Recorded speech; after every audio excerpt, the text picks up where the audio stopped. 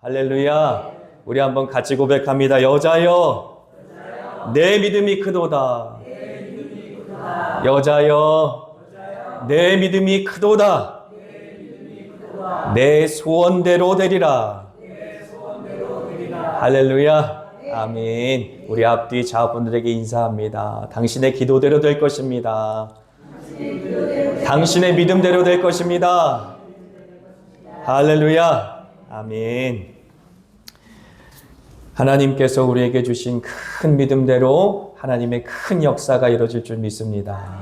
아름다운 동행. 원래는 오늘 디모데에 대해서 제가 말씀을 증거하기 위해서 기도하면서 준비하고 있었는데 갑자기 하나님께서 가나안 여인에 대한 마음을 주셔서 기도하면서 오늘 가나안 여인에 대해서 말씀을 나눠야 되겠다라고 생각하고 말씀을 좀 변경하였습니다. 가나안 여인을 살펴보면서 제가 이러한 질문을 여러분들에게 드렸으면 좋겠습니다. 여러분, 혹시 큰 믿음, 작은 믿음이 있을까요? 큰 믿음, 작은 믿음이 있을까요? 저와 여러분이 소유한 믿음은 큰 믿음입니까? 아니면 작은 믿음입니까? 다 겸손하셔서 작은 믿음 이렇게 입으로 작은 믿음. 우리는 모르죠. 사실 우리는 우리 시선으로 봤을 때, 저기 누구 집사가 큰 믿음을 갖고 있어. 무슨 목사가 큰 믿음을 갖고 있어. 아니면 어떤 장로님이 작은 믿음을 갖고 있고, 어떤 권사님이 작은 믿음을 갖고 있어. 이렇게 우리가 판단할 수 없습니다. 또 그렇게 판단해서도 안 되겠지요. 하지만 성경책에는 예수님께서 분명하게 큰 믿음과 작은 믿음에 대해서 가르쳐 주셨어요. 그것은 정죄하기 위함이 아니라 우리가 이 땅 가운데 살아가면서 작은 믿음으로 살다가 끝나지 않기를 바라셨음을 우리가 믿습니다. 주님께서는 어떤 믿음이 작은 믿음이고 어떤 믿음이 큰 믿음인지에 대해서 분명하게 가르쳐 주셨고 우리가 내가 아직도 작은 믿음으로 살고 있구나. 하나님께서 역사하시기 위해 하나님의 큰 표적을 보여주시기 위해 나의 믿음을 하나님 앞에 온전히 드려야 되겠구나 라고 깨닫게 하기 위하여서는 오늘 말씀이 굉장히 중요합니다. 왜냐하면 예수님께서 이스라엘 땅에 오셨을 때 이스라엘 백성들이 가진 믿음은 큰 믿음이었겠습니까? 작은 믿음이었겠습니까? 작은 믿음이었어요. 작은 믿음. 그래서 작은 믿음이라고 하는 단어 자체는 어떤 뜻을 원어적으로 갖고 있냐면 결정적인 순간에 아무 쓸모가 없는 거예요. 작은 믿음은 결정적인 순간에 아무 쓸모가 없는 것입니다. 그래서 이스라엘 백성들의 그 믿음을 바라보면서 예수님께서 누구에게 그 말씀을 주셨냐면 베드로에게 말씀을 주신 것이지요.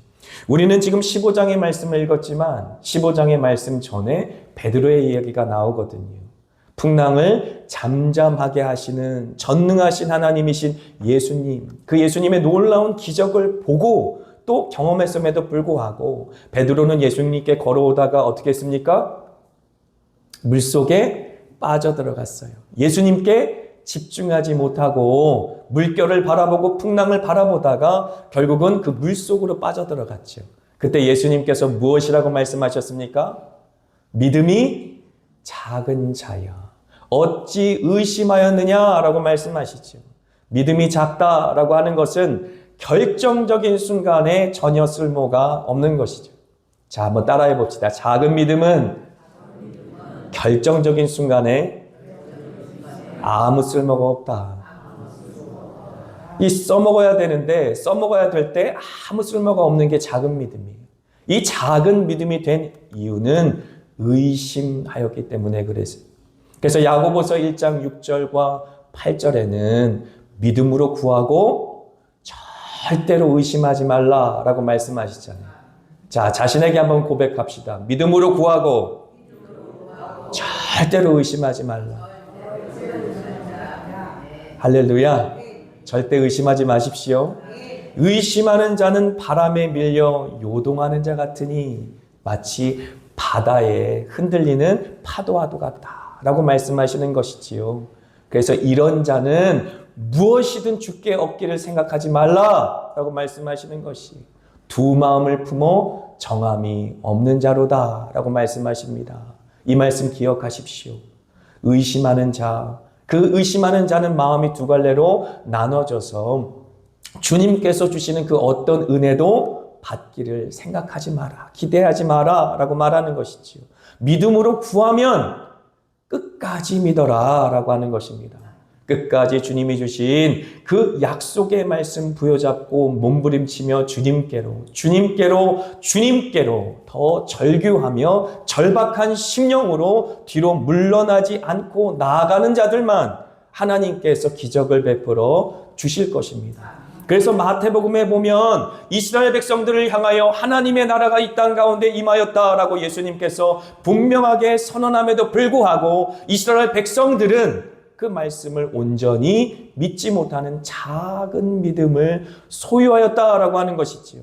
그래서 예수님께서 분명하게 마태복음 8장에는 이방인인 백부장의 믿음을 칭찬합니다. 내가 이스라엘 땅 가운데 이런 믿음을 못 봤다. 이런 믿음을 만나본 적이 없다라고 하는 것이지.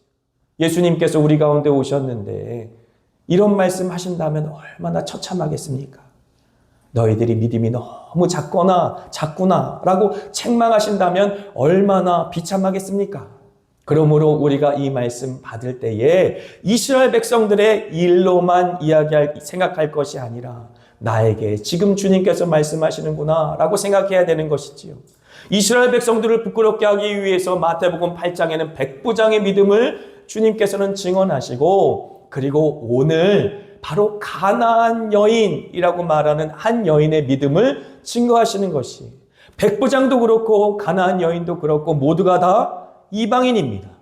이스라엘 백성이 아니에요. 그러므로 주님께서 이렇게 말씀하시는 것입니다. 먼저 된 자가 나중되고 나중된 자가 먼저 된다라고 하는 것이죠.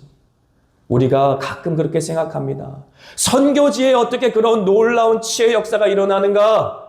선교지에서 예수의 이름의 권세가 더 강하게 역사할 수 있는 이유는 무엇인가? 라고 우리가 물음표를 던졌을 때 그냥 선교지이기 때문에 그렇지, 주님께서 복음을 증거하기 위해서 그렇지 라고 생각할 수 있는데 그렇지 않다라고 하는 것입니다. 선교지에서 예수를 믿는 믿음의 사람들의 믿음이 지금 대한민국 땅의 교회에 있는 성도들의 믿음보다 훨씬 크다라고 하는 것이, 예수 밖에 있다가 예수를 멸시하고 조롱하고 핍박하고 교회를 핍박하던 자들이, 하나님 없다라고 살던 사람들이 예수를 나의 주, 나의 생명, 나를 보호하시는 산성이시다 고백하기 위해서는 저와 여러분들보다 훨씬 더 큰 믿음이 필요하다라고 하는 것이, 그 큰 믿음을 우리가 잃어버리면 안 돼요. 그 큰 믿음이 있어야 하나님의 역사가 일어날 터인데 너무 익숙해져서, 너무 친숙해져서, 너무 일상생활이 되어버려서 나와 함께 살아계시는 부활 생명의 예수님의 그 놀라우신 기적을 오늘 우리의 것으로 경험하지 못한다라고 하는 것이지. 예수님께서 마가복음 6장 6절에 이렇게 말씀하시는 것이, 같이 한번 읽어봅시다. 그들이 믿지 않음을 이상히 여기셨더라. 과거 미완료형의 말로 이상히 여겨졌다라고 말해요. 그 말은 무슨 말이냐면 그냥 한번 이상하다라고 하신 것이 아니라 예수님께서 태어나실 때부터 그 나사렛이라고 하는 고향 땅에 이르시기까지 그 모든 시간 이상하다라고 여기셨다라는 것이, 예수님께서 고향 땅에 자신을 친숙하게 여기고 또 익숙하게 여기는 그 사람들을 만났을 때에 분명히 똑같이 주님께서 기도해 주셨는데, 분명히 똑같이 그들에게 예수 그리스도의 이름의 권세를 선포해 주셨는데 기적이 안 나타나는 것이, 그러므로 예수님께서 하나님의 아들 되심에도 불구하고 그들을 바라보면서 이상하다라고 되뇌었다는 것이지. 우리가 깨어야 되는 이유가 여기에 있는 것입니다. 주님이 우리의 마음을 바라보시면서 이상하다 이상하다. 내가 살아있고 내가 너희들의 심령 속에 지금 함께 있는데 어찌 귀신에 눌려있고 어찌 병마에 묶여있고 어찌 이 세상의 악한 녹에 정서적으로 억압되어 있으며 세상에 조롱당하고 있는가? 마가복음 16장 17절 18절에 분명하게 주님께서 선언하셨어요. 믿는 자들에게는 이러한 표적이 따르리니 저들이 내 이름으로 귀신을 쫓아내며 새 방언을 말하며 무슨 독을 마실지라도 해를 입지 아니하며 병든 자에게 손을 얹은 즉 나음을 입으리라. 저와 여러분의 그 손길을 통해 왜 기적이 일어나지 않습니까? 저와 여러분의 그 모든 간절한 기도를 통해 왜 기적이 일어나지 않습니까? 우리의 믿음이 작은 믿음이기 때문에 그래요. 주님이 우리를 바라보시면서 얘기하는 것이에요. 아마 지속적으로 주님께서 되뇌이셨을 것입니다. 마치 이스라엘 백성들을 바라보면서 되뇌이셨듯이 이상하다. 내가 살아있는데, 내가 너와 함께 살고 있는데 어찌 너희들의 삶 가운데는 내가 살아있는 표적이 나타나지 않는단 말이냐?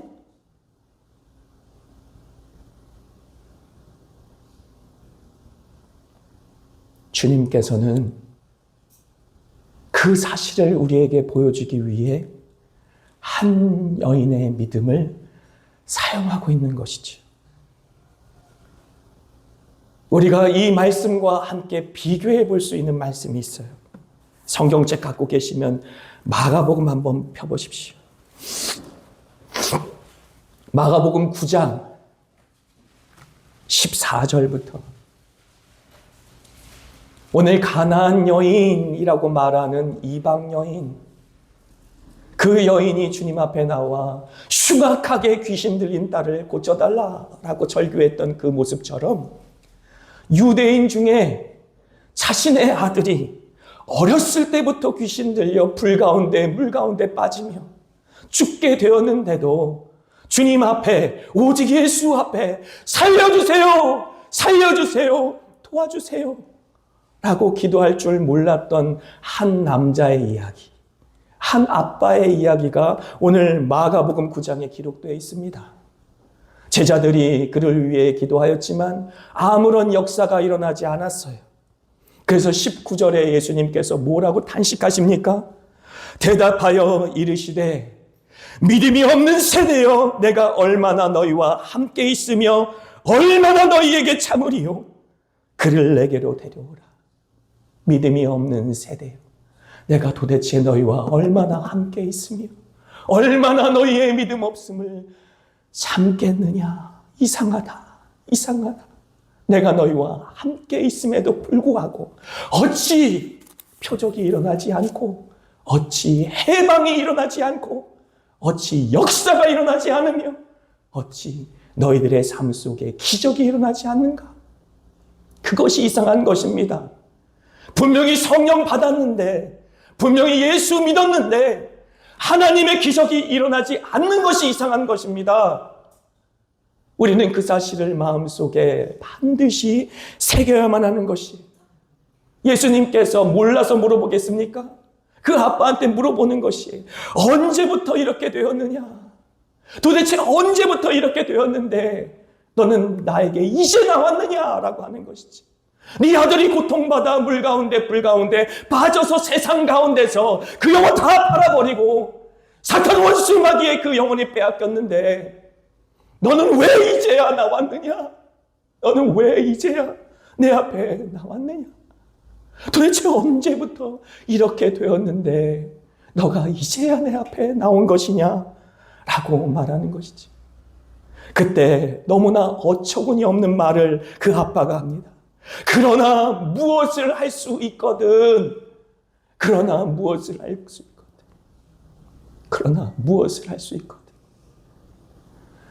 당신이 할 수 있으면 좋고 하지 못해도 그냥 이대로 살렵니다. 이런 믿음이 바로 작은 믿음이라는 것입니다. 오직 믿음으로 구하고 절대로 의심하지 않아야 주님께서는 응답해 주시는 것입니다. 주님께서 뭐라고 말씀하십니까? 아마 그냥 말씀하지 않으셨을 것이 탄식하며 울부짖으며 말씀하셨을 것입니다. 할 수 있거든이 무슨 말이냐? 할 수 있거든이 무슨 말이냐 도대체? 할 수 있거든이 도대체 무슨 말이냐? 믿는 자들에게는 능치 못함이 없는데 그 권세가 너희에게 있는데 그 놀라운 하늘의 권세가 너희들의 마음속에 이미 있는데 너희들의 입술만 벌려서 그 권세를 내 이름으로 선포만 하면 되는데 할 수 있거든이 무슨 말이냐? 도대체 할 수 있거든이 무슨 말이냐? 믿는 자들에게는 능치 못함이 없느니라. 제자들이 주께 나와 왜 우리는 귀신을 못 쫓아내보냈습니까? 라고 묻자 예수님이 무엇이라고 말합니까? 기도 외에는 이런 이유가 나갈 수 없다라고 말씀하시는 것이 기도가 믿음의 표징이라는 것입니다. 기도가 예수님 아니면 안 됩니다. 예수님 아니면 못 삽니다. 예수님만이 살릴 수 있고 예수님만이 나의 참된 소망입니다. 라고 하는 증거인 것이지. 제가 아는 선교사님을 하나님께서는 놀랍게 사용하시는데요. 그 선교사님이 이런 고백을 하였어요. 어렸을 때 다 망하게 되었는데 엄마가 자신을 들쳐업고 교회 예배당에 항상 가셨대. 시부모들 밥상 다 차려주고 자신을 들쳐업고 교회 예배당에 가셔서 밤 10시쯤부터 시작하여 그 다음날 새벽에 목사님이 오셔서 새벽기도 인도할 때까지 그렇게 주님 앞에 울부짖기를 쉬지를 않으셨다는 거예요. 어린 아이의 심령이었는데도 그런 믿음이 오더랍니다.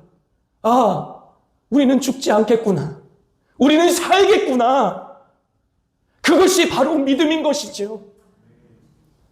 한마음교회 이 예배당 가운데 그 믿음이 보여지기를 축복합니다. 주님이 주신 그 믿음의 은혜로 말미암아 오직 예수께로 나와 부르짖는 저와 여러분 되길 축복합니다. 할렐루야. 우리가 이 말씀을 받기 위해서 마음속에 있는 의심을 한 가지 걷어버려야 되는 부분이 있습니다. 저 역시도 초신자 때 이 말씀 받을 때에 도대체 어떻게 예수님께서 이렇게 귀한 믿음을 가진 여인에게 개라고 표현하시며 하나님의 은혜를 바로 주시지 않았는가라고 하는 마음이죠. 하지만 그 의도 안에는 예수님께서 이 여인의 믿음을 통해 이스라엘 백성들을 일깨우고자 한, 또한 우리들의 믿음을 일깨우고자 한 하나님의 마음이 있었다라는 사실을 우리는 알아야 한다라고 하는 것이지. 마치 나사로가 죽기까지 기다리시고 하나님의 영광을 위해 그가 죽은 이후에 찾아가서 그를 살려내셨던 것처럼 지금 예수님께서는 의도적으로 외면하셨고 의도적으로 거절하시며 이 여인의 믿음이 도대체 어디까지 뿌리가 내려가 있는지 보이지 않는 그 믿음을 이스라엘 백성들과 제자들이 볼 수 있도록 그렇게 보여주신, 드러내신 사건이다라고 하는 것이지. 그래서 사진을 한번 보겠습니다. 먼저는 다니엘서입니다. 다니엘서 2장과 7절에 주님께서는 이방 신상에 대해서 말씀하시고 바벨론이 멸망하고 페르시아 그리고 그리스, 로마에 이르기까지 그 모든 전 세계의 나라의 통치권이 하나님께 있다라고 하는 환상을 주님께서는 느부갓네살을 통하여 보여주셨고 또 다니엘의 그 꿈을 통하여 환상을 통하여 보여주셨습니다. 이것을 통해 우리는 하나님께서 온 세상의 주관자이시며 이 열방의 구원을 향한 분명한 뜻을 갖고 계시다라는 사실을 알 수 있어요. 주님께서 아브라함을 부르실 때도 그렇지 않았습니까? 아브라함을 부르실 때 내가 너를 열국의 아비로 세울 것이며 모든 열방이 모든 족속이 너로 말미암아 복을 받을 것이다. 이스라엘 백성만을 말씀하신 것이 아닙니다. 모든 족속이 복을 받을 것이다 라고 하셨어요. 그래서 이 환상대로, 이 꿈대로 그대로 그 다음 장면 보여주시죠. 자, 이 장면은 알렉산더 대왕이라고 하는 사람이 어떻게 이 지역을 점령했는지 보여주는, 초록색으로 표시된 그 부분은 알렉산더 대왕이 헬레니즘이라고 하는 그리스의 그 문화에 감동해서 이제 전 세계를 그리스 문화로 말미암아 계몽시키겠다라는 그런 꿈을 갖고 정복 전쟁을 일으켜서 저렇게 정복한 큰 그러한 모습을 보여주고 있는 것이지요.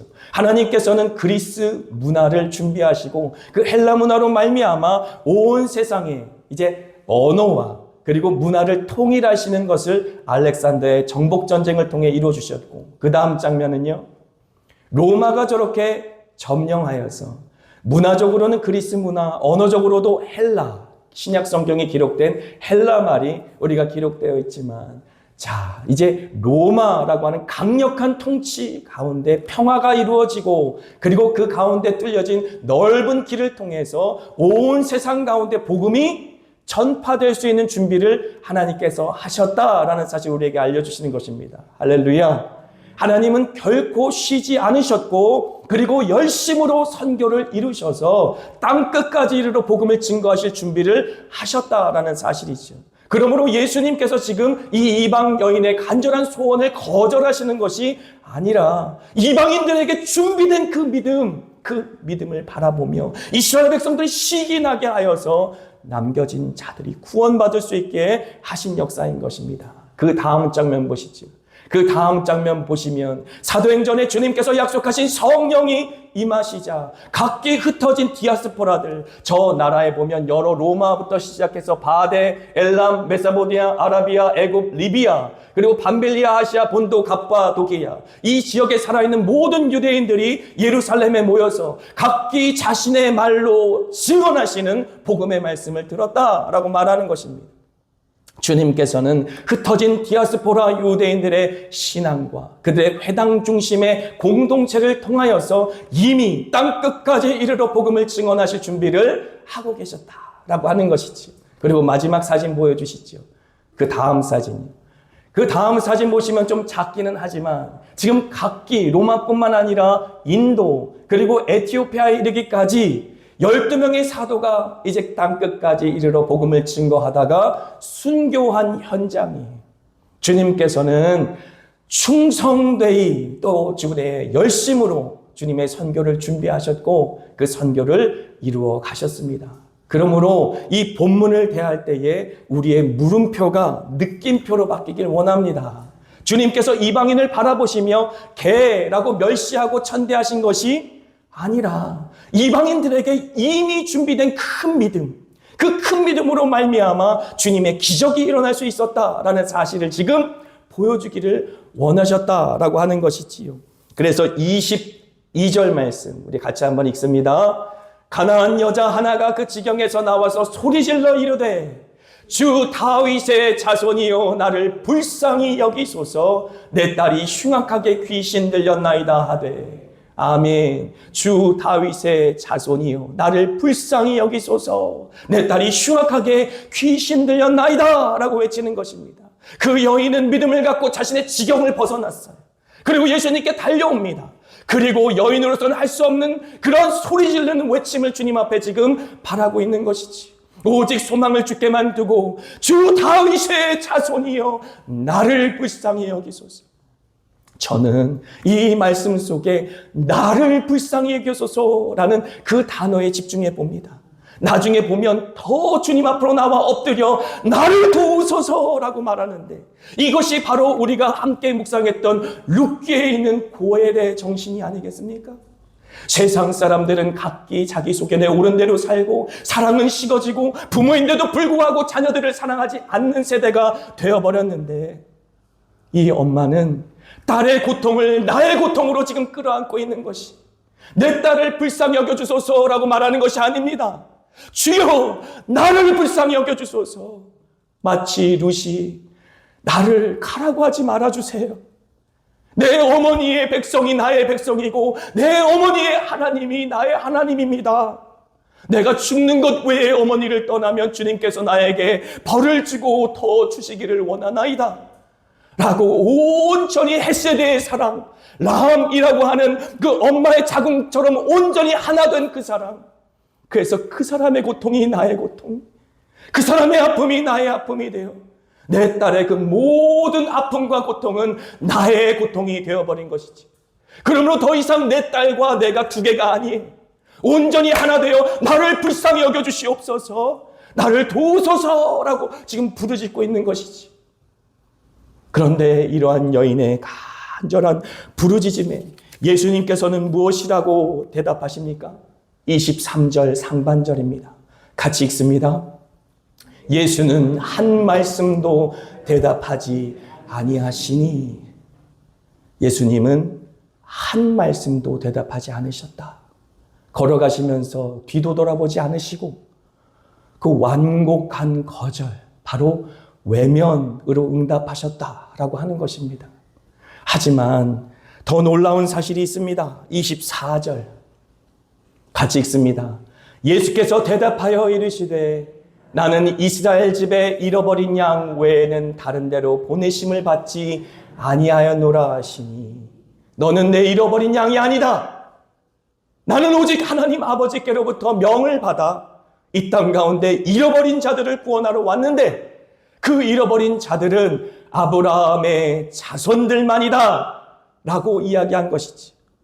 이것은 제가 앞서도 설명드린 것처럼 이 말 자체가 진실이라기보다는 믿음으로 말미암아 아브라함의 후손 모든 열방에 복을 주시고자 하는 하나님의 분명한 뜻과 계획이 어떻게 믿음으로 말미암아 이 땅 가운데 이루어지는지 보여주기 위한 것이지요.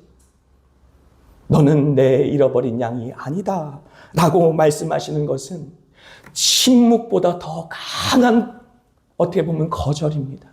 제가 일전에도 한번 설명드린 적이 있어요. 음악의 기호가 있으면 크레센도가 있고 디크레센도가 있어요. 크레센도는 점점 강하게, 디크레센도는 점점 약하게. 예수님께서는 점점 강하게 지금 거절하고 계신 것이, 싫어. 너는 하나님께서 나에게 주신 잃어버린 양이 아니야 라고까지 멸시에 가까운 말을 지금 하고 계시는 것입니다. 그런데 더 놀라운 사실이 있습니다. 25절 우리 같이 읽습니다. 여자가 와서 예수께 절하며 이르되 주여 저를 도우소서. 한 번만 외쳤겠습니까? 주여 저를 도우소서. 내 딸을 도우소서가 아니에요. 주여 저를 도우소서. 내가 죽게 된나이다. 제가 캐나다에서 어머니께 전화드려서 어머니 제가 죽겠습니다. 제가 죽게 되었습니다. 제가 금식기도원에 올라가며 위소를 쓰고 내 모든 가족들을 구원해 주시지 않으면 내가 금식하다 죽겠노라고 그렇게 주님 앞에 주여 저를 도우소서, 제가 죽게 된나이다 라고 기도하는 것처럼 이 땅에 맡겨주신 우리의 사랑의 대상들을 고엘로 품는 것입니다. 그들의 모든 아픔과 불쌍함을 나의 것으로 품는 것입니다. 포기하지 않고 버리지 않고 말입니다. 지금 이 가나안 여인은 배수의 진을 친 것이에요. 더 이상 뒤로 물러갈 길이 없어요.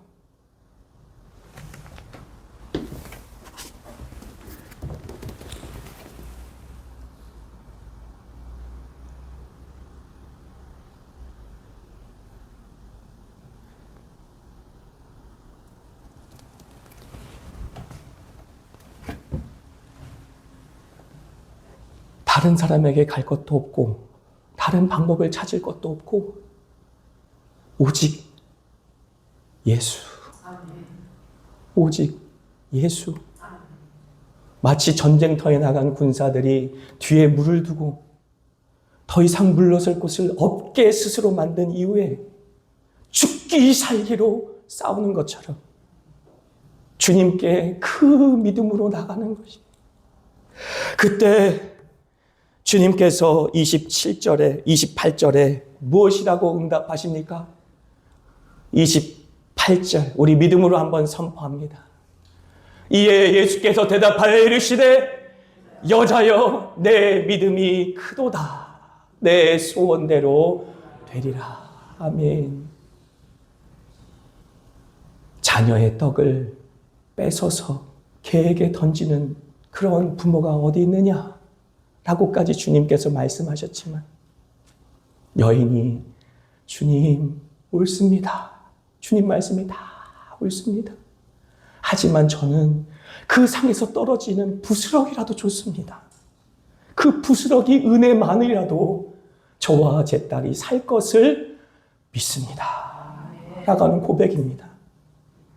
이러한 믿음이 저와 여러분에게 있기를 원합니다.